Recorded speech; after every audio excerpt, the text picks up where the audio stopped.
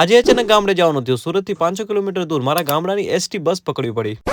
તો નમસ્કાર, મારું નામ છે દિનુ સાલાણી ને સવારમાં આપણે સુરતનો ફેમસ ખમણીનો નાસ્તો કરી લીધો. ખમણીવાળા કાકાએ ભાઈબંધ બની ગયા અને બીજી ઘણી ખરી ઓળખાણ થઈ ગઈ. બે મોટા ભાઈ, હું અને ગિરીશભાઈ, ચારે જણ નીકળી પડ્યા એક કામ માટે, જેની પ્રસ્તુતિ ટૂંક સમયમાં કરીશ. આજે ભાઈ બપોરામાં બાજરીના રોટલા ખાધા, મજા આવી ગઈ. અને આજે છે ને અચાનક દેશમાં જવાનું છે. દેશમાં જવા માટે ભાઈ કોઈ ટિકિટ નથી પ્લેનની, નથી ટ્રેનની. સાંજનો સમય થઈ ગયો છે, સૂર્યદેવ પોતાનું સ્થાન લે છે અને મસ્ત વાતાવરણ થઈ ગયું છે ચારે બાજુ. ભાઈએ મને સરપ્રાઈઝ આપી કે આપણી સીટ છે એસટી બસ સોફાવાળી. થોડી વારમાં તો અમારી ભુજવાળી એસટી બસે ભાઈ દર્શન દઈ દીધા હો. મેં કીધું હાલો હાલો. મારું મંત્ર શું છે ખબર હે ભાઈ? જિંદગી જિંદાબાદ. આ નાનકડા જીવનમાં છે ને ભાઈ બધા અનુભવ કરવા જરૂરી છે. રાતના 8 સાડા 8 ભાઈ ગાડી ઊભી રહી ગઈ એક ધાબામાં ને મસ્ત લઈને બંને ભાઈએ જમી લીધું. ખાઈ પીને સીધા બસમાં ડરી ગયા ને સુઈ ગયા ભાઈ. સવારે 5:30 વાગે બસે પહોંચાડી દીધા ભચાઉ. સવારે છે ને ભાઈ ધીમી ધીમી ટાઢ વાતી હતી એટલે મસ્ત ચાયનો જાકો લઈ લીધો. ત્યાં તો પપ્પા લેવા પણ આવી ગયા. અને આવી જ રીતે ડેલી લાઈફસ્ટાઈલ મિની વ્લોગ જોવા હોય ને તો આપણી ચેનલને સબસ્ક્રાઇબ કરી નાખજો. હર હર મહાદેવ, જય શંકરની.